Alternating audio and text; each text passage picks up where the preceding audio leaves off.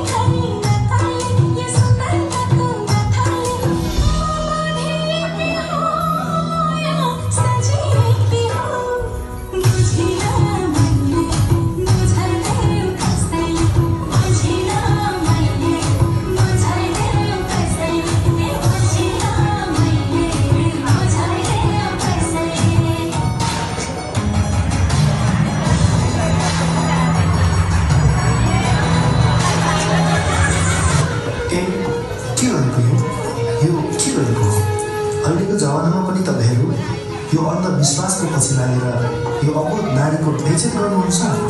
वास्तवमा बोक्सी भन्ने नै हुँदैन।